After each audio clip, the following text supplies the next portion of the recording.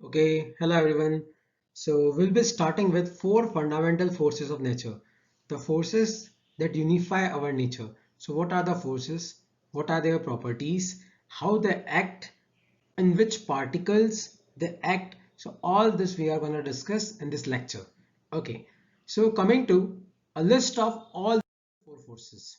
So there are mainly four forces. One is electromagnetism, electromagnetic force, weak interaction force, also known as weak nuclear force, strong interaction force, also known as strong nuclear force, and gravitational force.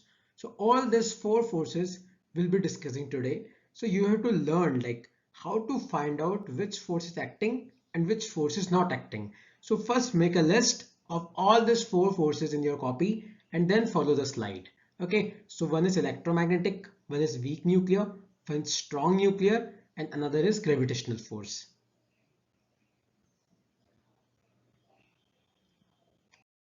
Okay, so first we will be discussing gravitational force. So what is gravitational force?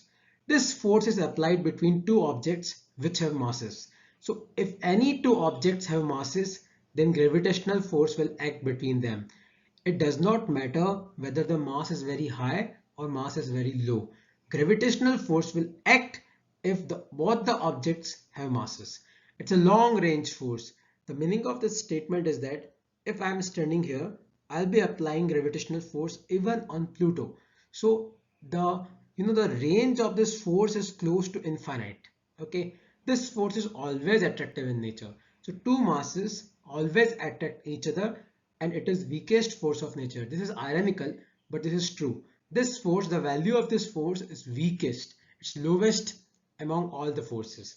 The most common example, if you'll know, the most common example is if you'll drop a rock from a bridge or a planet which is orbiting around a star, or suppose moon is causing tides on earth. All these are examples of gravitational force. Also, gravitational force is one which we can see, which we are familiar with long time. So this is one of the most familiar fundamental forces of all.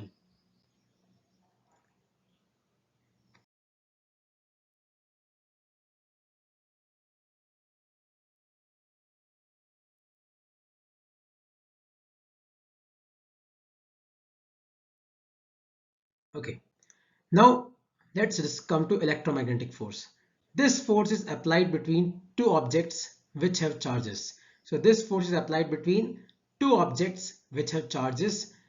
It is also a long range force. Suppose one charge is here and another charge is in infinity, then also they both will be applying electromagnetic force on each other.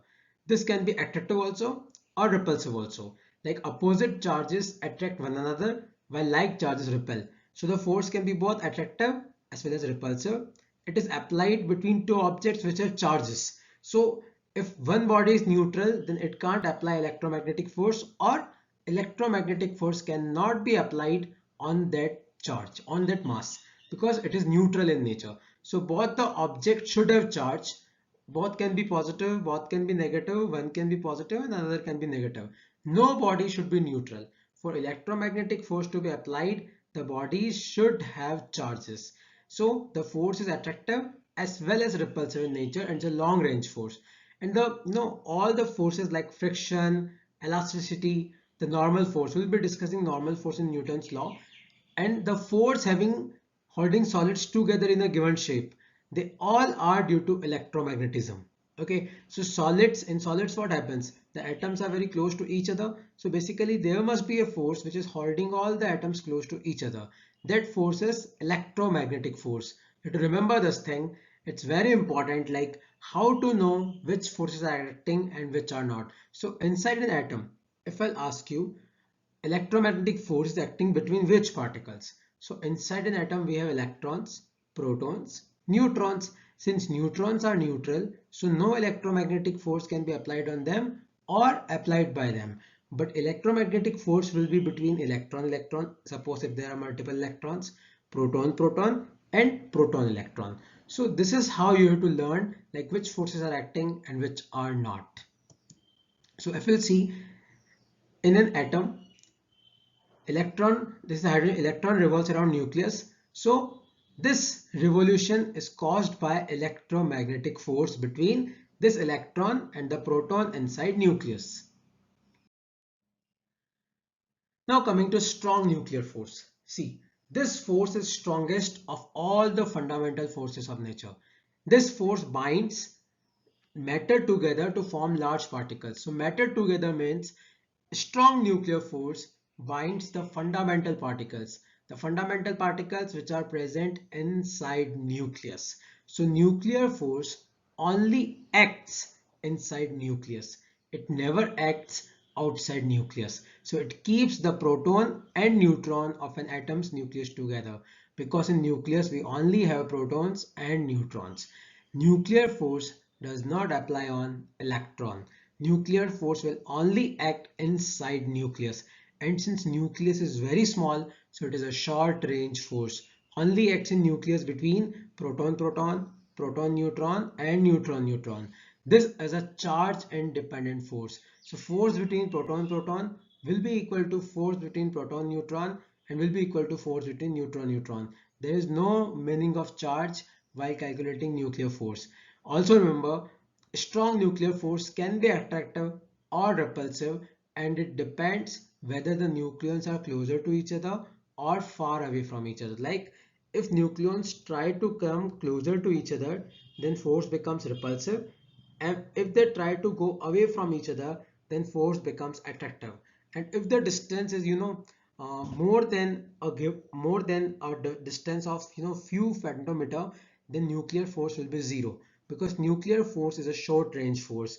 A nucleon can only apply nuclear force on nucleons closer to it. If you suppose a neutron is far away from a proton inside nucleus, then there will be no nuclear force, because nuclear force is a short range force.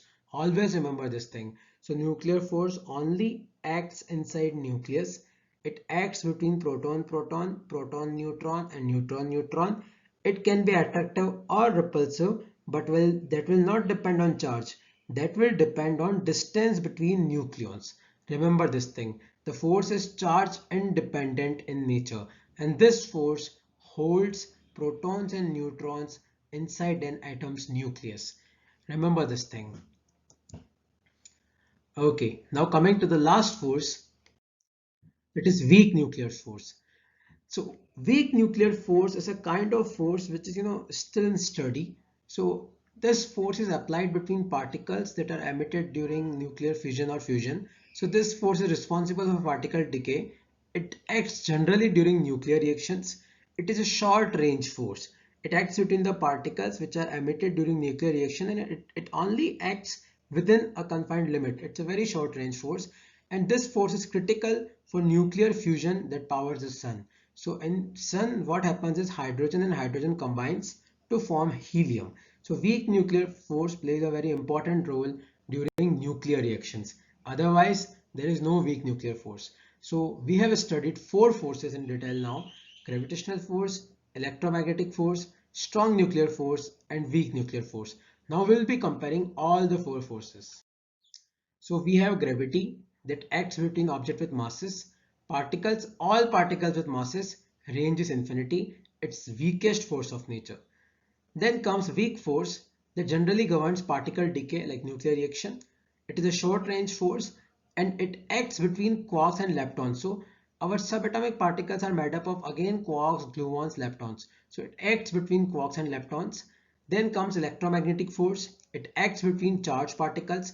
Range is infinity. It's much stronger than gravitational and weak force. And finally comes the strong nuclear force, which is a short range force, strongest force of nature, and it also acts between subatomic particles of protons and neutrons. So you have to remember this sequence, like the weakest force is gravitational, then weak nuclear force, then electromagnetic force, and then finally strong nuclear force. Suppose I am holding a book in my hand. What kind of forces are acting between the book and my hand? Now see, both the book and our hand both have masses. So there will be definitely gravitational force. See, even my hands have electrons, and also the book will have electrons. So there will be electromagnetic force between the book and the hand. There will be no strong nuclear force, because strong nuclear force only acts inside nucleus. So protons and neutrons of my hand will only apply nuclear force on protons and neutrons in the nucleus in which they are, not on the nucleus or protons and neutrons in the book. So a strong nuclear force will not act. Similarly, there is no nuclear reaction, so there will be no weak nuclear force also. So this is how you have to find out which forces are acting and which forces are not acting. Okay, now to submit an online quiz, like to know how much you have learned from this slide, and also please let me know if you have any suggestions, if you have any doubts. Okay, have a great day.